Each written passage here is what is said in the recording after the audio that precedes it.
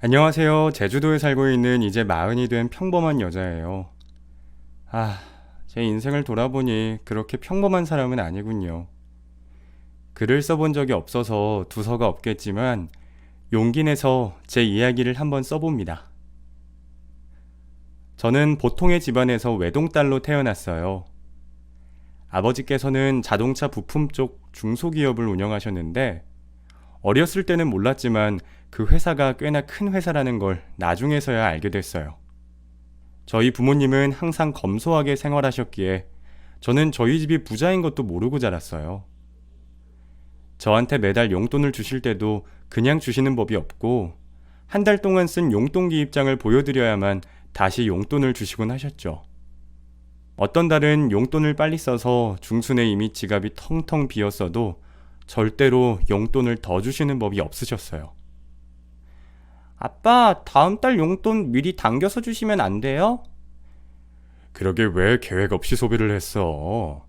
돈은 당겨 쓰는 거 아니다. 네가 신용이 있니 뭐가 있니? 널 어떻게 믿고 용돈을 당겨서 줘? 아빠, 나 이제 겨우 중학생이라고요. 중학생이면 다 알라 이제. 이것도 다 연습이야. 자고로 돈은 버는 것보다 쓰는 게 훨씬 중요한 법이다. 아버지께서는 어릴 적부터 돈에 대한 개념을 저에게 심어주셨고, 그때 당시에는 생소했던 투자에 관한 이야기도 자주 해주셨어요. 그래서인지 저는 작은 금액의 용돈부터 돈을 어떻게 운용해야 하는지를 어려서부터 배웠던 것 같네요.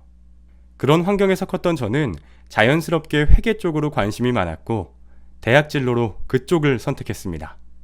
대학 졸업 후 취업을 앞두고 아버지께서 저를 부르셨어요. 아버지 회사 회계팀에서 일을 시작해보라는 거였죠. 저는 세무사 쪽으로 취업을 하려고 준비 중이었는데 아버지께서는 본인의 회사에서 일을 하길 원하셨습니다. 자식이라고는 너 하나 있는데 그래도 아빠 죽고 나면 이 회사 책임질 사람은 하나 있어야지.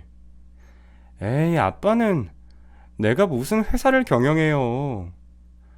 나중에 사위한테 물려줄 참이다. 대신 너도 회사 일은 좀 알아야지. 왜? 무슨 사위?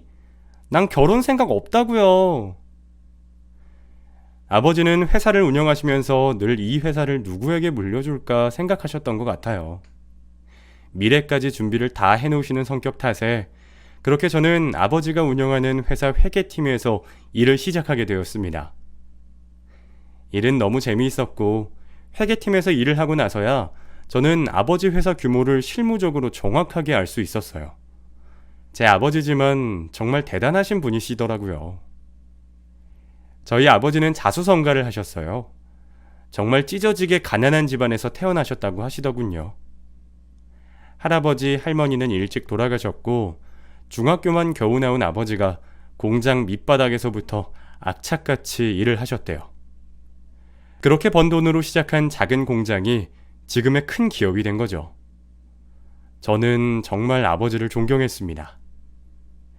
회사 일은 너무 재미있었고 함께 일하는 직원들과도 사이가 좋았어요. 사장 딸이라는 타이틀 때문에 처음에는 사람들의 편견과 곱지 않은 시선을 받기도 했지만 제 특유의 털털한 성격과 먼저 다가가는 성격 때문인지 한두 명씩 마음의 문을 열더니 금세 친해지게 됐죠. 더욱이 사장 딸이라고 어떠한 편의를 봐준다거나 회사 내규에 어긋나는 일들을 한다거나 한 적이 없었어요. 사장 딸이라 일도 더 열심히 했고 누구보다 인정받기 위해 노력했습니다. 그래서 직원들과도 부잣집 딸이라는 색안경 없이 잘 지낼 수 있었던 것 같아요. 그러던 중 생산팀 과장님께 서류 드릴 것이 있어서 현장을 가게 되는 일이 생겼어요. 늘 사무실에 갇혀서 머리 아픈 숫자 싸움만 하다가 다른 부서에 가는 것은 저에게 힐링이었어요. 특히나 현장은 더더욱 그랬어요. 저희 사내 볼링 동호회에서 친해진 사람들이 현장에 몇 명 있었거든요. 저랑 나이도 비슷하고 입사 시기도 비슷해서 꽤나 친하게 지내고 있었어요. 그런데 오랜만에 간 현장에서 안 보이던 새로운 직원을 한 명 보게 됐습니다. 훤칠한 키에 훈훈한 외모, 어쩐지 현장직과는 어울리지 않는 새하얀 피부까지. 잘생겼다. 그게 그 남자의 첫인상이었어요. 아니나 다를까 현장팀 안에서는 그 남자에 대한 이야기들로 가득했죠. 재영씨 진짜 잘생기지 않았어? 이번에 완전 꽃돌이가 들어왔지 뭐야. 여직원들 사이에서 그 남자의 인기는 하늘을 찔렀고 모두의 관심사가 되어 있었죠. 그래서였을까요? 그 후 현장을 가로질러 생산팀에 오고 갈 때마다 계속 그 남자가 눈에 띄더군요. 언제나 싱글벙글 웃고 있는 그의 모습에 눈길이 더 갔는지도 모르겠어요. 그리고 며칠 뒤 회사 동호회 모임이 있던 날이었어요. 그런데 그곳에 싱글벙글 잘 웃는 그가 있는 게 아니겠어요? 아름씨 인사해요. 여기 이번에 새로 들어온 재영씨야. 안녕하세요. 이 아름이에요. 안녕하세요. 김재영입니다. 그렇게 우리는 통성명을 하게 되었고 볼링을 같이 치면서 더욱 친해지게 되었어요. 마침 그 사람과 제가 같은 편이라서 하이파이브를 하면서 자연스럽게 스킨십도 하게 되었죠. 게임이 끝난 후 술자리에서 사실 이 동호회에 들어온 이유는 아름씨 때문이에요. 아름씨와 함께하고 싶어서 가입했어요. 네? 너무 솔직해서 놀랐나요? 순간 무슨 말을 할지 몰라서 제가 머뭇머뭇거리고 있으니 그 남자가 싱긋 웃으면서 싫은 건 아니죠? 우리 친하게 지내봐요. 라고 하더군요. 저와 함께하고 싶어서 동호회에 가입했다는 그 남자의 말에 얼마나 가슴이 뛰던지요. 저도 그에게 관심이 있었으니까요. 그렇게 우리는 서서히 서로에게 빠지게 되었고 비밀 연애를 시작했어요. 사내 연애의 달콤함 아시죠? 매일 보는 얼굴인데도 볼 때마다 새롭고 다른 사람에게 들킬까 조마조마 그러면서 더 설레고 애틋해지고 서로의 마음이 더 커져 결혼을 하기로 약속했습니다. 서로에게 너무나 잘 맞았기에 우리의 결혼도 일사천리로 진행이 될 줄 알았는데 결혼이라는 게 서로만 좋다고 해서 되는 문제가 아니더라고요. 그는 홀어머니를 모시고 사는 이른바 집안의 가장이었고 게다가 저희 아버지의 회사 현장에서 일하고 있는 남자를 저희 집에서 반길 리가 없었죠. 나 재영씨랑 결혼할 거예요. 아름아, 다시 생각해봐. 이 결혼은 아닌 것 같아. 생각을 하고 말고가 어딨어? 무조건 안 되는 거지. 자식이 여럿 있는 것도 아니고 너 하나 달랑 있는데 그런 곳에 시집을 보낸다고. 말도 안 되는 소리. 회사도 그만둬! 저는 식음을 전폐했고 재영씨는 결혼 허락을 받기 위해 매일 저희 집으로 찾아왔습니다. 같이 무릎 꿇고 울어도 보고 아버지께 소리 지르며 왜 안 되냐고 따져보아도 그렇게 보낸 시간이 2달. 자식 이기는 부모 없다는 말이 맞기라도 한 듯 결국 딸이 쓰러져가는 모습을 보기 힘든 저희 부모님께서 허락을 해주셨습니다. 처음에는 반대하는 결혼이었지만 저희는 누구보다 행복한 결혼식을 올리게 되었어요. 저도 남편도 어렵게 결혼한 만큼 양가 부모님께 더 잘하고 행복하게 살이라 다짐했었죠. 처음엔 탐탁지 않아 하던 아버지도 사위에게 회사를 물려주신다며 물심양면 그에게 힘이 되어주셨고 남편 역시 그에 보답하듯 열심히 최선을 다했어요. 알고 보니 남편은 경영학을 전공했더라고요. 돌아가신 시아버님도 저희 아버님처럼 제조 공장을 운영하셨는데 IMF 때 부도가 나면서 살림이 어려워졌다고 했어요. 그리고 남편이 대학 시절 시아버님이 돌아가셨고 결국 남편은 학교를 한 학기 남기고 휴학을 해야 했다고 하더군요. 갑작스럽게 집에 가장이 되어서 그 길로 남편은 저희 아버지 공장에 취직을 한 것이었죠. 그 사정을 듣던 저희 아버지께서는 남편의 책임감을 높게 평가해 주셨고 당신도 자수성가한 터라 밑바닥에서 아등바등 사는 것이 어떤 건지 아신다면서 남편을 치근하게 여겨주셨어요. 남편은 생산관리팀으로 발령을 받아 그 부서의 책임자가 되었고 아버지께서는 입버릇처럼 이 회사는 자네 거니까 하나부터 10까지 다 잘 배워놔 라고 하셨습니다. 그런 아버지께 감사했고 남편 역시도 감사해하며 밤이고 낮이고 일에만 매달렸어요. 저희 부모님이 남편을 예뻐해 주신 것만큼 저 역시 가난한 시댁에 복덩이가 들어왔다며 아주 예쁨을 받았습니다. 시어머님은 제가 시댁에 가도 설거지 하나 시키지 않으셨어요. 아가, 네 살림이나 잘 살아. 여기 와서는 손댈 것 없다. 아니에요, 어머님. 제가 할게요. 어허, 앉아있으래도 하시며 시어머님은 기어이 저를 소파에 앉히시고는 직접 설거지를 하셨어요. 그게 너무 불편해서 언제부턴가 시댁에 갈 일이 있으면 남편에게 이야기해서 외식을 하자고 했습니다. 모든 것이 완벽한 결혼 생활이었어요. 그런데 결혼 3년 차가 되도록 임신이 되지 않는 거였습니다. 임신 준비를 한다고 회사까지 그만두고 집에서 놀고 있는데 기다리던 아기 소식은 들리지 않았어요. 너무 조급하게 생각하지 말어라. 아직 둘 다 어린데 무슨 걱정이냐. 마음이 편안해지면 곧 생길 거야. 네, 어머님. 죄송해요. 아가, 뭐가 죄송하니? 마음 편하게 먹어라. 시어머니는 겉으로는 괜찮다며 저를 위로해 주셨지만 손주를 누구보다 더 바라고 계신다는 걸 저는 알고 있었어요.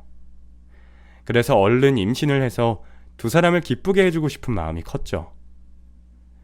누구보다 아이를 간절히 기다렸지만 아이는 와주지 않았고 시간이 갈수록 저의 실망도 깊어지고 있었어요. 그렇게 평범한 듯 아닌 듯 결혼 생활을 하는 중에 갑작스럽게 아버지가 돌아가셨어요. 퇴근 후 저녁을 드시고 서재에서 책을 읽고 계셨는데 그때 심장마비가 왔고 미처 엄마가 손 쓸 틈도 없이 그렇게 돌아가시고 말았죠. 전 아직도 그날이 생각나요. 쓰러진 아버지를 발견하고 엄마가 저에게 전화를 거셨거든요. 아름아, 네 아빠가 숨을 안 쉬어. 아름아. 뭐 엄마? 정신 차려봐요. 엄마, 119. 엄마는 갑작스러운 상황에 어떤 행동도 하실 수 없는 상황이었어요. 급하게 제가 119에 신고를 하고 병원을 뒤따라갔지만 아버지는 다시 눈을 뜨지 못하셨죠. 엄마는 본인 때문에 아버지가 죽었다면서 너무 괴로워하셨어요.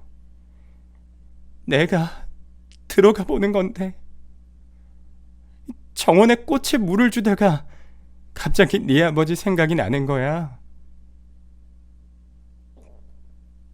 어디 있는지 갑자기 궁금했는데 물 다 주고 가봐야지 싶어서 바로 안 갔는데 그때 네 아빠가 나를 부르고 있었던 거야. 그래서 내가 그런 생각이 들었던 거고. 다 나 때문이야. 네 아빠 살릴 수 있었는데 내가 안 들어가서. 괴로움에 허덕이는 엄마는 횡설수설하며 후회하는 말들을 하셨어요. 그게 어떻게 엄마 탓이겠어요. 어쩔 수 없는 상황이었는데. 엄마 탓이 아니라고 해도 엄마는 쉽게 받아들이지 못하시더라고요. 힘든 마음으로 아버지의 장례식장이 꾸려졌고 슬픔 속에 아버지를 떠나보냈어요. 많은 사람들이 와주셔서 함께 슬퍼해 주셨죠. 그래서 성대하게 장례식을 치를 수가 있었어요. 그 중에서 그 사람이 역할을 많이 해줬어요. 자식이라고는 저밖에 없어서 손님 맞으며 진행이며 모두 제가 나서서 해야 했지만 경황이 없는 저를 대신해 그 사람이 나서서 다 해줬죠. 정말 든든하더라고요. 이래서 부부구나, 가족이구나, 그런 생각도 들었고요.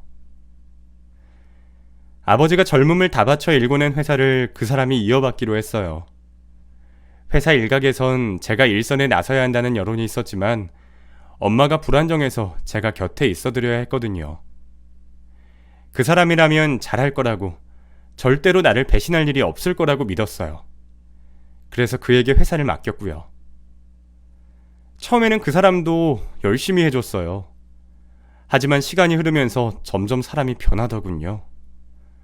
회사 법인카드를 자기 마음대로 쓰고 타고 다니는 차도 계속 바꿔가며 탔어요. 그것도 비싼 수입차로요. 외근하러 나가서는 고급 골프를 치러 다니고 사업 얘기한답시고 고급 술집을 전전하며 밤문화를 즐기기 시작했어요. 사람이 갑자기 변하니 제가 적응이 안 되더군요. 하루아침에 회사 사장이 됐으니 붕 뜬 기분은 알겠는데 이건 아니지 싶었어요. 마치 오늘만 살다가 죽을 것처럼 막 나가는데 너무나 걱정이 된 제가 한마디 했더니 네가 뭘 안다고 나한테 훈수질이야. 내가 네 아빠 회사에 눌러 앉았다고 무시하는 거야 지금? 나 가만히 놔둬. 내가 다 알아서 해. 당신은 집안 살림이나 신경 써. 그런 말이 어딨어. 임원들 사이에서 무슨 말이 나오는지 알아? 내가 그런 인간들 말 일일이 신경 써야 해?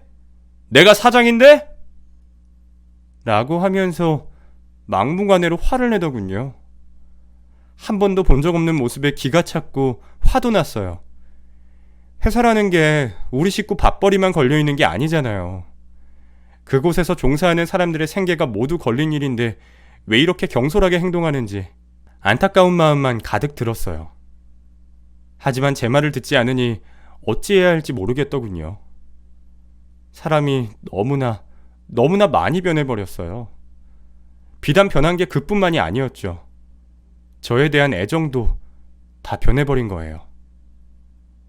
결혼 허락을 받겠다고 무릎까지 꿇던 사람이 왜 이렇게 변해버린 건지, 결국 내 배경 때문에 나를 사랑하는 척 연기했던 것은 아닌지 나쁜 생각들만 자꾸 떠올라서 너무 괴로웠어요. 차라리 내가 회사 일에 참여할까 싶은 생각도 들었어요. 결혼 전에도 회사 업무를 했으니 다시 시작해도 충분히 할 수 있을 것 같더라고요. 내가 알고 있던 것들을 10분 발휘해서 남편에게 힘이 되어주고 싶은 마음도 있었어요. 하지만 남편이 회사에는 얼씬도 못하게 하니 이러지도 저러지도 못하고 속만 태우고 있었어요. 차라리 임신이라도 된다면 제 신경을 다른 데로 돌릴 수 있을 텐데 아무리 기다려도 아기는 찾아오지 않고 있었죠.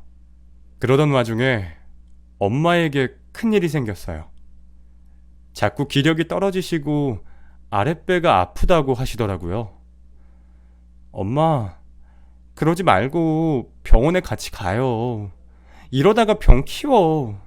왜 아픈지 알아야 치료도 하지. 네 아버지 그렇게 죽고 병원에 가는 게 너무 무서워.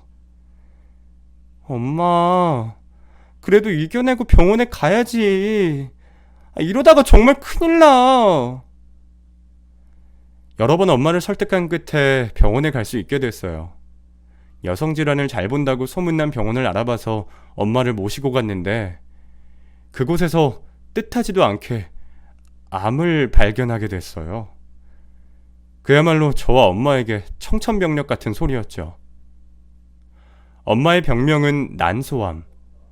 워낙 자각 증상이 없는 질병이라 초기에 발견하기 어렵다는 설명과 함께 벌써 3기까지 진행됐다고 하더군요. 의사 선생님의 말을 들으면서 정말 머릿속이 새하얗게 변해버렸어요. 이 일을 어쩌면 좋나. 아버지 돌아가신 지 얼마나 됐다고 엄마까지. 정말 눈앞이 캄캄하고 어떤 생각도 할 수 없이 막막하기만 했어요. 병원을 다녀오고 엄마는 방에 누워서 꼼짝도 않으시더군요. 의사는 한시가 급하다고 입원을 하자고 권했지만 엄마는 다시 병원에 오겠다고만 하시고 집에 돌아와 누워 계시기만 했어요. 눈물도 화도 내지 않고 잠에 든 듯 가만히 그렇게 계셨죠. 오히려 제가 더 난리가 났어요. 정작 당사자는 가만히 있는데 저 혼자 울고 불고 하늘에 먼저 간 아버지까지 원망했어요. 집에 가. 너 우는 소리 듣기 싫다.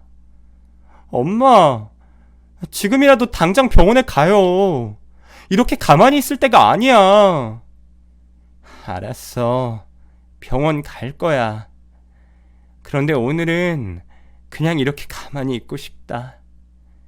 그러니까 너 너네 집 가. 엄마는 혼자 있고 싶다고 했고 별 수 없이 저는 집으로 갔습니다. 집에 도착해 남편에게 엄마 병에 대해 얘기를 했어요. 뭐? 난소암?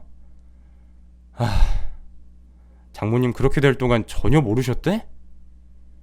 그 병이 증상이 잘 없대. 그래서 발견하면 대부분 말기래. 나 어떡해?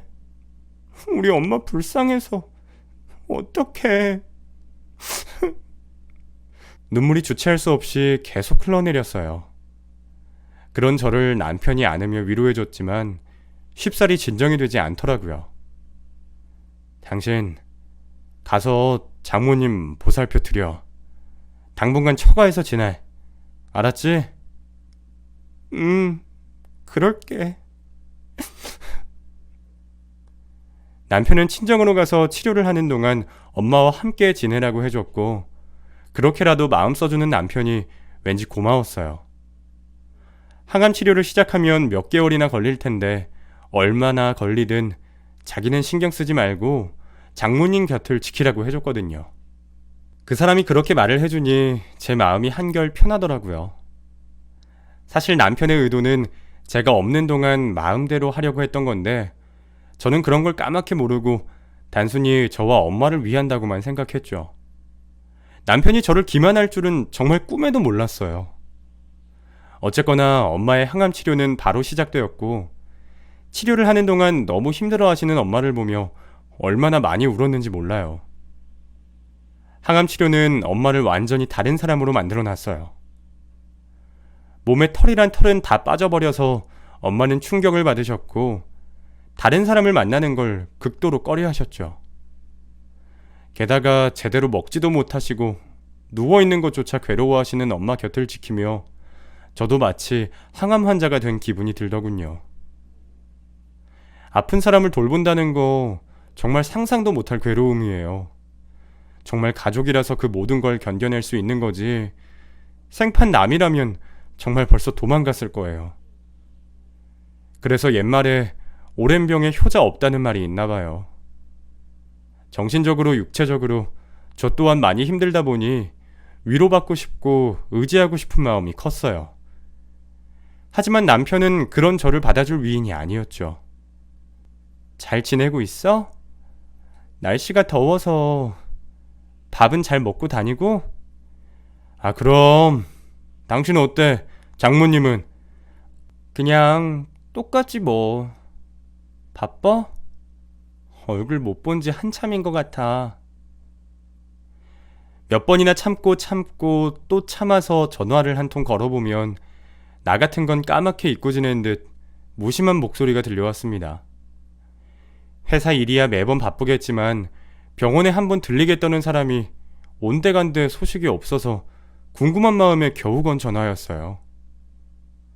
엄마 치료 시작하고 처음 병문안 왔던 이후로 4개월이 지나도록 한 번을 오지 않는 그 사람. 못 챙겨주는데 잘 지내는 것 같아 안심이 되면서도 내 빈자리는 표시도 나지 않는 게 원망 섞인 섭섭함도 들었어요.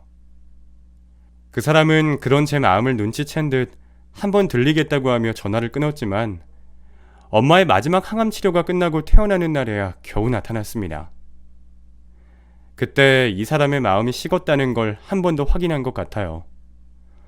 명색이 부부인데 곁에 서지도 않고 뚝 떨어져선 남들은 아마 남남이라고 여겼을 거예요. 그만큼 저에게 대면대면 대하더라고요. 결혼하고 아버지가 돌아가신 후부터 조금씩 실망하곤 있었지만 그때 그 사람의 행동은 그나마 남은 정마저도 뚝 떨어지게 했습니다. 정 떼는 게 목적이었다면 그 사람이 성공한 거죠. 진짜 오만정이 뚝 떨어졌으니까요. 그때 저는 정말 이 사람에게 조금의 애정도 남아있지 않다고 생각했어요.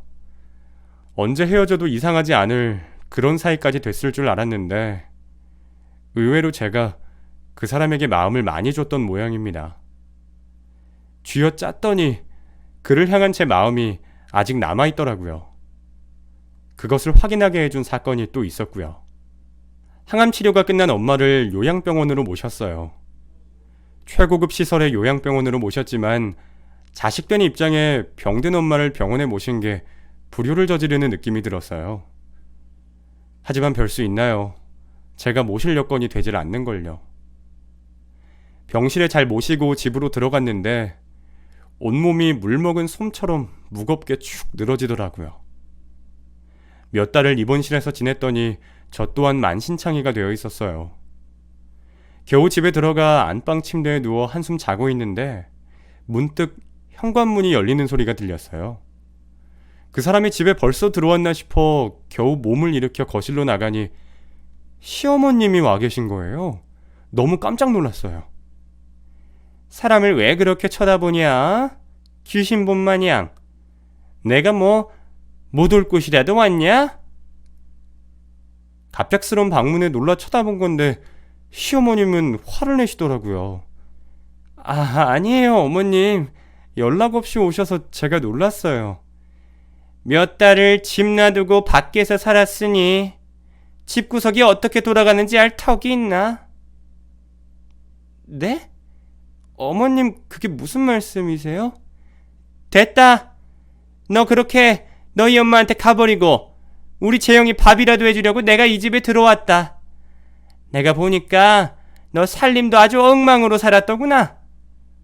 당분간은 나한테 살림 배워. 나도 너 제대로 하면 집에 갈 테니까. 시어머님은 갑작스럽게 저희와 함께 사시겠다며 저에게 살림을 가르친다고 하셨어요. 제가 그동안 집에 없었던 이유를 다 아실 텐데도 어머님은 제 탓을 하셨고 이렇게 해서 집안이 제대로 돌아가겠냐는 말씀까지 하셨어요. 저는 너무 억울했습니다. 제가 바람이 나서 혹은 놀러 다닌다고 집을 비운 것도 아닌데 어떻게 저를 그렇게 몰고 가실 수 있는지 진짜 서운하고 속상했어요. 하지만 제가 그러거나 말거나 시어머님은 제 감정 따위 살피시지 않았고 친정엄마의 안부조차 생략하시더군요. 저녁에 퇴근을 하고 온 그 사람에게 따졌어요. 이게 어찌 된 일이냐고. 왜 내 집에서 시어머님과 동거를 해야 하며 사전에 나에게 알리지 않았냐고요. 당신 없는 동안에 엄마가 밥 해주러 오셨는데 이제 당신 왔다고 가시라고 대놓고 말할 수도 없잖아. 당분간만 엄마한테 살림 배우고 그 뒤에 가시라고 하자. 응? 좋은 게 좋은 거 아니냐며 대충 넘어가려고 했는데 밥도 안 먹은 속에 채기가 생기는 기분이었어요. 속이 꽉 막혀 얼마나 답답한지. 제가 간병을 하느라 몸이 많이 축난 상황이었잖아요. 한동안 저도 재충전을 할 생각으로 여유를 가지려고 했던 건데 졸지에 시집살이를 하게 됐으니 얼마나 황당했겠어요. 아니나 다를까 그 뒷날부터 시어머님의 잔소리는 시작이 됐고 제 집인데도 맘 편하게 있을 수가 없게 됐어요. 저에게 살림을 가르치신다던 시어머님은 시간이 갈수록 뭔가 이상했어요. 아들 자랑으로 항상 하루를 시작하셨는데 처음에는 그 사람 잘난 것만 그렇게 말씀하시더라고요. 저도 제 남편이니 좋게 생각하고 들어드렸는데 나중에 갈수록 저와 비교하는 말씀을 하시더니 나중에는 저를 탓하는 말씀을 하셨어요. 너는 도대체가 가정교육을 어떻게 받은 거니?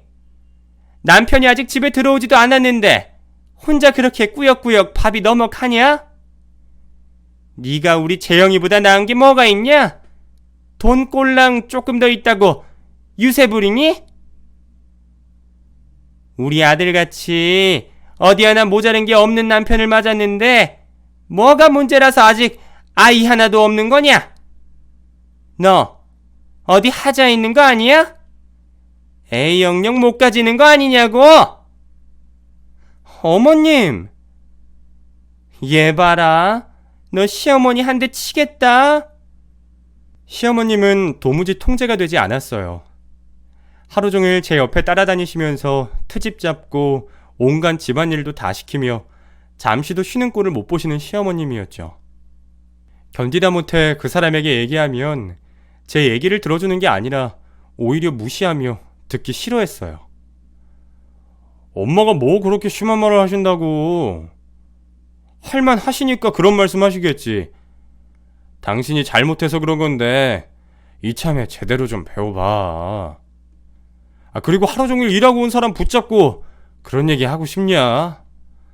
나도 피곤해. 나도 좀 살자. 그러면 나는 누구한테 얘기해? 나도 견딜 수 없어서 하는 말이잖아. 몰라. 이러니까 내가 집에 들어오기 싫지. 할 말 안 할 말 가리지 않고 제 가슴에 비수를 꽂는 그런 말을 하더군요. 집안에 제 편이라고는 하나 없는 그곳에서 탈출하고 싶었어요.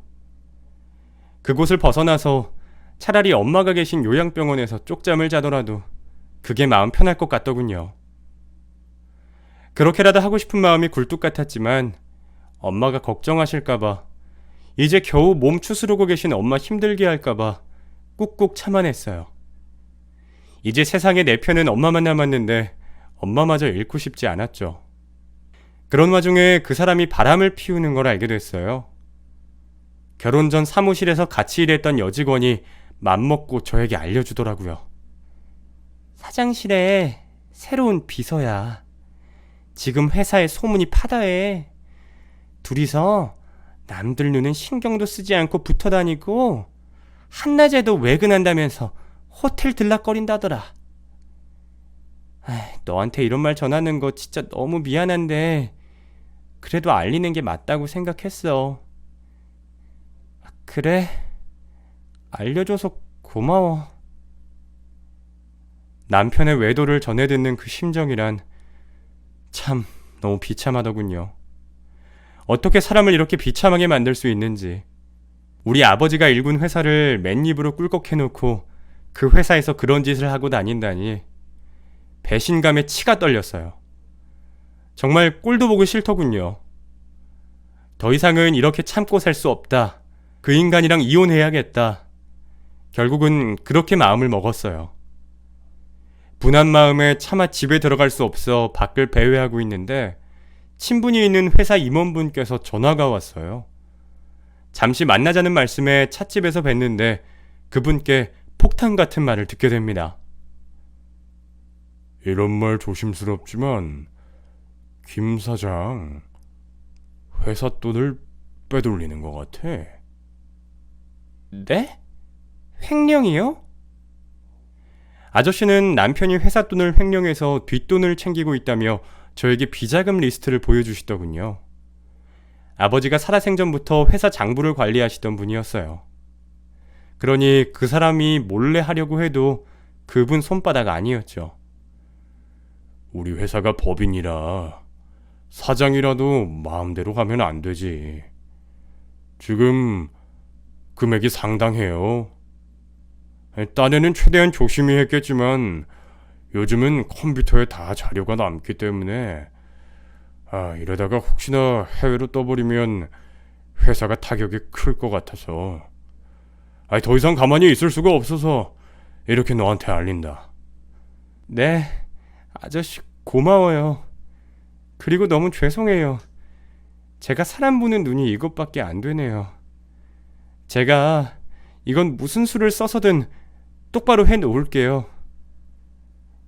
그래, 사람 속을 어찌 다 알고 만나겠어. 네가 이래저래 힘들겠구나. 회사가 휘청일까봐 걱정하시는 아저씨를 안심시키며 저는 마음먹었어요. 이제 더는 참지 않겠다고요. 그리고 이 인간 곱게 안 보내줄 거다. 그동안 참고 살았던 게 바보 머저리라서 그런 게 아니란 걸 따끔하게 알려줘야겠다. 이렇게 결심했어요. 그날부터 저는 증거를 모으기 시작했어요. 이혼 전문 변호사를 선임해 그 인간 간통하려는 증거들을 모으는 한편 공금 횡령과 비자금 조성에 관련된 법적인 조치들을 소리소문 없이 또 빈틈없이 준비하기 시작했죠. 그러는 동안 집에는 잠만 자러 들어가고 가끔 외박도 하면서 예전과 다르게 행동했어요. 눈치 있는 인간이었으면 저의 변화를 보고 조심했을 텐데 여전히 기고만장해선 눈치도 못 채고 있더군요. 오히려 저더러 바람이라도 났냐며 비아냥거리기까지 했어요. 자기가 바람을 피우니 세상 사람들이 다 그렇게 보이기라도 하는지 생각하는 수준이 딱 그 정도였어요. 게다가 시어머님은 제가 집안일을 안 한다고 볼 때마다 욕설을 퍼부으시더군요. 그러던지 말던지 저는 한 귀로 듣고 한 귀로 흘렸어요. 다 준비되어 뒤집어 엎을 날을 기대하며 참고 있었죠. 드디어 모든 자료가 준비되고 이혼 서류와 고소장까지 마련된 날. 그날 아침부터 시어머님이 저에게 손님 맞이를 하고 싶다며 음식을 차리라고 했어요. 누가 오시는데 그러세요? 아니, 내가 정말 좋아하는 사람인데 입덧 때문에 요즘 식사를 통 못한대. 내가 안타까워서 그러니까 네가 좀 차려봐라. 네가 젊으니까 입맛은 더 낫지 싶어서. 재료는 곧 배달 올 거야. 평소 같으면 아침 대바람부터 잔소리로 시작할 텐데 이상하게 고분고분하게 말을 하시더라고요.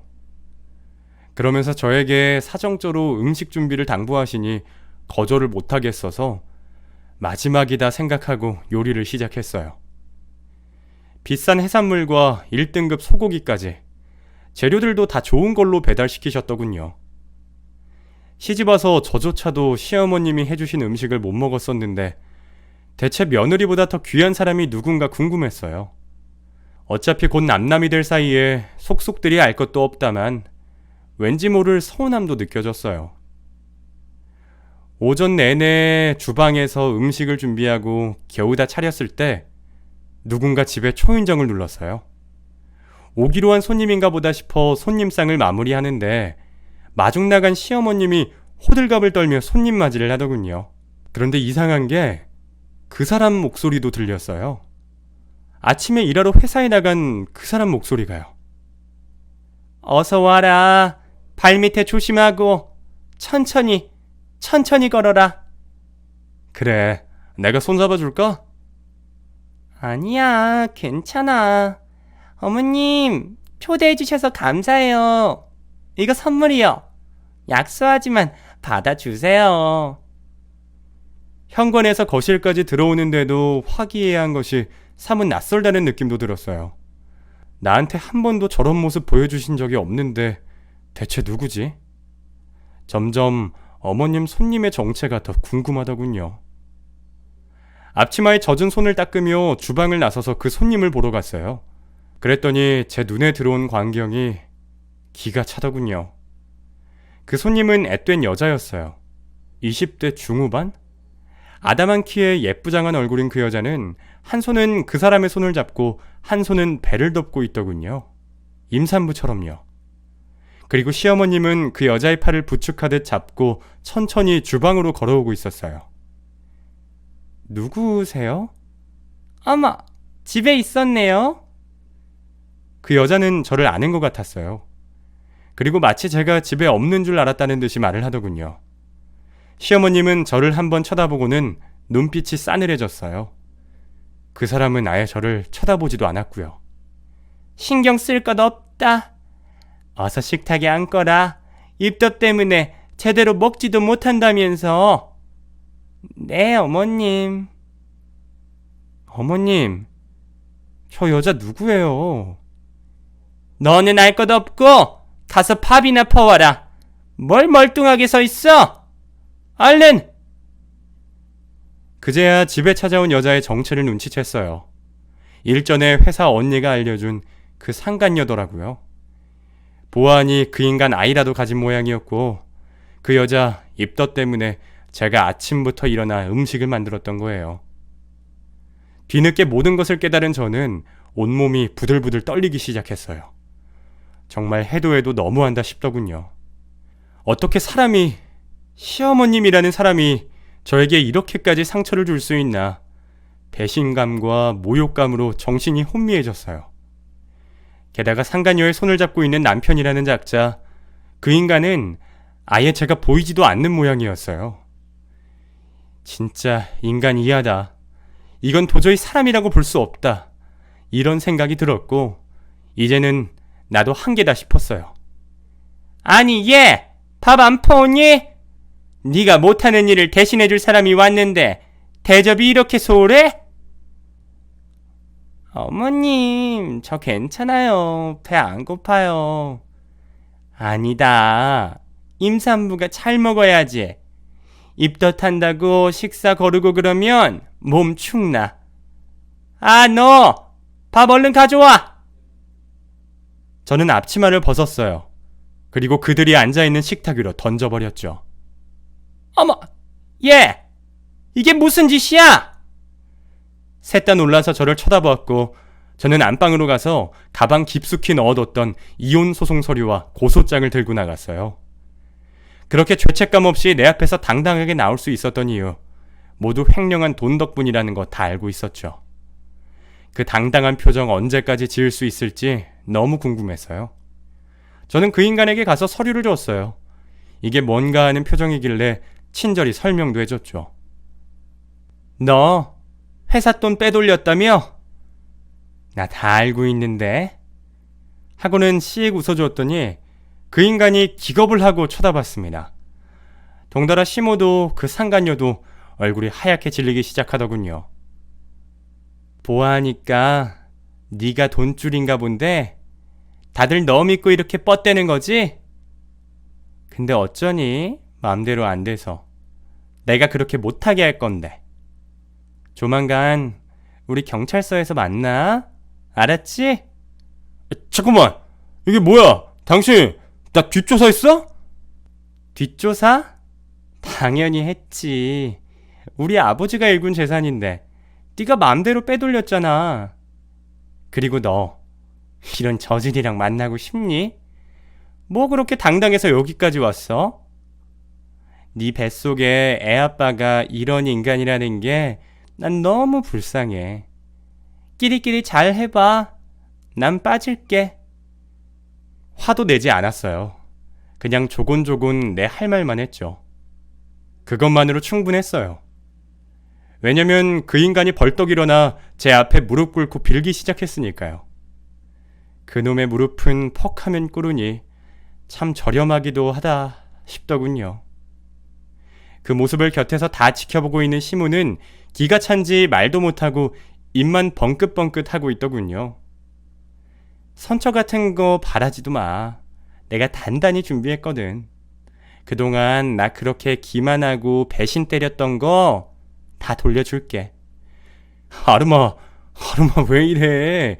부부 사이에 이러는 거 아니야. 응? 웃기고 있네. 너랑 나랑 이제 남이야. 알겠어? 저는 그 인간에게 이혼 서류와 고소장을 다시 한번 날려주고는 그 집을 나갔어요. 다시 생각해보자고 매달리는 걸 단호하게 뿌리쳤더니 속이 다 시원하더라고요.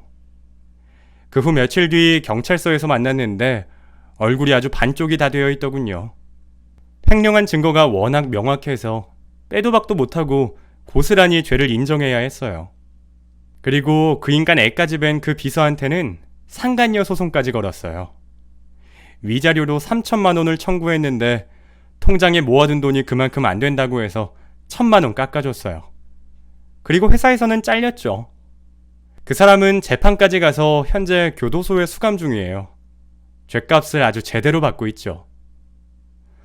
처음 모든 사실을 알았을 때는 너무 속상했고 힘들었었는데 정리하겠다고 맘먹자 생각보다 술술 풀려서 속이 너무 시원했어요. 그리고 엄마도 항암 치료가 잘 돼서 다행히 지금은 건강을 많이 찾으셨고요.